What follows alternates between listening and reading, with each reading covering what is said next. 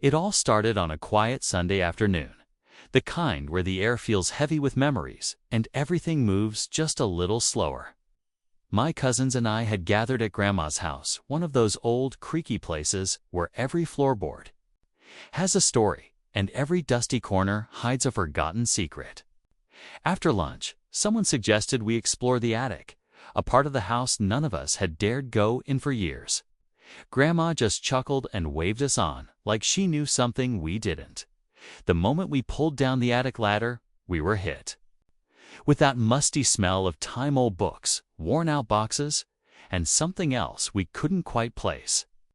We climbed up, flashlight beams cutting through the dim light, not expecting much more than spiderwebs and maybe a few broken toys from decades ago. But what we found instead left us speechless for about 3 seconds, and we burst into uncontrollable laughter. There were wigs in every color you can imagine, fake mustaches in labeled jars, bizarre costumes that looked like they belonged in a traveling circus, and an entire collection of VHS tapes marked Operation Giggle Storm. And that was just the beginning. Each box we opened seemed weirder than the last, each item more hilarious than the one before. It didn't take long before we realized Grandma had been hiding a secret life, one filled with comedy, mischief, and a flair for the ridiculous. But just as we were about to put the pieces together and learn the full story behind it all, we found something buried beneath a pile of old blankets. Something that made us all freeze. Whatever it was, it changed everything, and trust me, you won't believe what we discovered next. Asterisk, we all stood there in stunned silence, staring at the strange wooden box tucked beneath the blankets. Unlike everything else in the attic, it wasn't dusty or forgotten. It looked carefully placed, almost like someone wanted us to find it. But not too easily. My cousin Jamie reached for it first, and Grandma's old cat let out this weird yowl from the bottom of the stairs. Like even she knew we were crossing into something unexpected. The box was surprisingly heavy. It had carvings on the lid, tiny symbols none of us could recognize, almost like something out of an old mystery novel. There was no lock, no latch, just a thin red ribbon tied around it. Jamie looked at the rest of us, waiting for someone to say it was a bad idea. But curiosity got the better of us, like it always does when you're somewhere you shouldn't be, chasing pieces of someone else's past. We untied the ribbon and slowly opened the lid. Inside were stacks of handwritten letters, a faded photograph of Grandma in a full clown costume standing next to a group of people we didn't recognize, and a tiny velvet pouch that jingled when we moved it. None of it made sense. Why was Grandma dressed like that? Who were these people? And what was in that pouch? Each letter was signed with a name none of us had ever heard before. Captain Chuckles. We looked at each other, more confused than ever. Was Grandma part of some secret comedy troupe? Were these props and costumes part of an old routine? Or something more? Before we could even start reading, we heard a noise from downstairs. Not just the cat this time. Real footsteps. And they were getting closer. Asterisk, the footsteps grew louder, steady and slow, echoing through the house. We all froze. For a split second, no one said a word. Then Jamie whispered, "Is Grandma messing with us?" But when we peeked down the attic stairs, the hallway below was empty. No shadow, no sign of anyone. Just that same old grandfather clock ticking like it always did. Only now it felt off, like the whole house was holding its breath. Back in the attic, I picked up one of the letters. The handwriting was neat, but rushed, like it had been written in a hurry. "To whom it may concern," it began, "if you found this, then the act is over. But the truth is no joke." The rest was smudged, like it had gotten wet years ago. Beneath that page were dozens more, some with doodles of clown shoes and circus tents, others with what looked like coded messages. It was all bizarre funny on the surface, but something about it felt deeper. Like Grandma had been part of something none of us ever knew existed. Meanwhile, my younger cousin Lily had wandered into the far corner of the attic and called us over. She had found a dusty metal trunk marked "Do Not Open Until After the Last Laugh." That phrase didn't sit right with any of us. Why all the secrecy? Why hide it in a place no one ever visits? As we debated what to do next, the floorboard below us creaked this time, not from our own steps. The sound was coming from inside the walls. That's when we remembered something Grandma once said when we were kids, half laughing, half serious. Some jokes live longer than the people who tell them. At the time, we thought it was just one of her weird sayings. Now, it didn't seem funny at all. The attic felt colder now, like the air had shifted. We huddled around the trunk, no one daring to touch it just yet. The words "do not open until after the last laugh" felt like a warning, not a joke. Jamie, always the brave one, finally said, "If we don't open it now, we'll never know what any of this means." But Lily shook her head, clutching one of the old clown photos. What? If it's something we're not supposed to see? Before we could decide, we heard it again, movement, but not footsteps this time. It was a dragging sound, slow and scraping, like something being pulled across the wooden floor below. We rushed to the attic window, hoping to see someone outside. Maybe Grandma playing another prank. But the backyard was empty. Everything looked still, too still. The kind of silence that makes you question every sound you hear after. Back inside, I noticed the velvet pouch had spilled open. Inside were tiny silver tokens, each with a different symbol carved into it. Some looked like comedy masks, others like circus tents or jester hats. Jamie tried matching the symbols to the letters, convinced they were some kind of code. The more we read, the more surreal it became.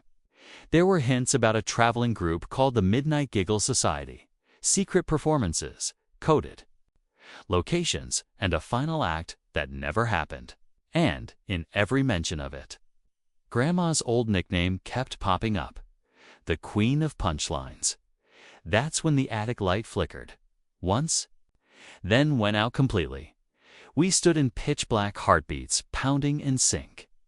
A creaking sound echoed from the far end of the attic, slow, deliberate, coming closer. Someone, or something, was in there with us. We weren't laughing anymore, not even close. In the darkness, no one dared to move. The only sound was the slow creak of floorboards from the far side of the attic. I reached for my phone to use the flashlight, hands shaking so badly I nearly dropped it. When the beam finally lit up the room, it cut through the shadows, like a knife hand landed on something we hadn't noticed before. A tall mirror leaned against the wall, covered by an old curtain that was now slightly pulled back. The odd part? There was no reflection. Not of us. Not of anything. Just a deep black void, like the mirror wasn't a mirror at all. Jamie whispered, "That wasn't here earlier, was it?" But no one answered. We were too busy staring at what looked like faint writing slowly appearing on the glass from the inside. Final laugh, final night. Find the truth. Suddenly, the trunk snapped open on its own. We jumped back, nearly knocking over a stack of boxes. Inside was something we didn't expect, 10 old clown costume. Perfectly preserved, and underneath it, a tape recorder labeled performance number 99, never aired. We hit play, and a distorted voice crackled through. Laughter, followed by Grandma's unmistakable voice saying, "If you're hearing this, it means you're in the act now, and there's no backing out." That's when we realized this wasn't just some harmless attic adventure. Whatever Grandma had been part of, it wasn't just about jokes and silly costumes. There was a reason this story had stayed hidden for decades. A reason her past was layered in secrets. And just as we were about to shut the recorder off, another voice, one none of us recognized, cut through. "You're not the first to find this. but you might be the last. The attic door. Slammed shut. Locked. Asterisk. Panic set in as we rushed to the attic door, yanking at the handle, banging on it, calling out, but no one answered. The house stayed silent, almost like it was watching us. We turned back to the mirror, where the writing had now changed. It. Read, laugh to be free. None of us knew what it meant, but Jamie, half laughing out of nerves, said, "Maybe it's literal." So we tried it one by one, forcing out fake chuckles that quickly turned real when we saw something shift. The mirror shimmered. For a second, it looked like a doorway. Then the tape recorder played again, this time on its own. Grandma's voice came through, calm and steady. Comedy is power. It's how we survived, how we told the truth when no one else would listen. If you've come this far, it's your turn to carry the laughter, the real kind. Not just jokes, stories, secrets. Joy hidden in chaos. We finally understood. Grandma had been part of something bigger than we imagined, not a joke club, but a hidden group that used laughter to protect stories, truths, even people during hard times. The Midnight Giggle Society wasn't a circus tea, was a legacy. Secret passed down not through blood, but through bravery. That was the final act. That was the laugh that mattered. Suddenly, the door creaked open by itself, slowly. Light from the hallway spilled in. We looked at each other, still shaken, but changed. It felt like we'd been trusted with something huge, something no one outside that attic would believe. As we stepped out, ready to ask Grandma everything, we heard her laughing softly downstairs. But when we reached the living room, it was empty except for a new envelope on the table. It read, "Performance number 100. Now it's your turn." Asterisk. We stood around the envelope in stunned silence. Not sure if we should open it right away or just sit with what we had just experienced. Jamie finally picked it up and slid out a folded piece of paper. It was written in Grandma's handwriting, this time clear and steady. To my favorite audience, life is full of heavy moments, and sometimes the only way to carry them is to laugh, not to ignore the truth, but to survive it. This attic held my stories, my past, and now it's yours. Keep them alive. Pass them on, one story at a time, one laugh at a time. As strange as it all had been, it started to make sense. All the odd costumes, the weird props, the secret notes, it wasn't just for fun. It was Grandma's way of keeping memories alive, wrapped in humor so they didn't weigh too heavy. She had performed with the Midnight Giggle Society during a time when laughter wasn't just entertainment, it was resistance. It was healing. It was freedom. We spent the rest of the evening in the attic, going through more letters, finding out about her travels, the friends she had met, the joy she had spread, all hidden behind that warm smile and quiet laugh we'd grown up with. And by the time we came back down, it felt like we understood Grandma for the first time. Now, every time we visit her house, the attic isn't just a dusty storage space. It's a reminder, a secret stage where the best punchlines held real meaning, and where one unexpected discovery turned into a legacy we never saw coming. And somehow, even with all the mystery, one thing is certain, what we found in Grandma's attic really did leave us screaming, with laughter and love. Asterisk,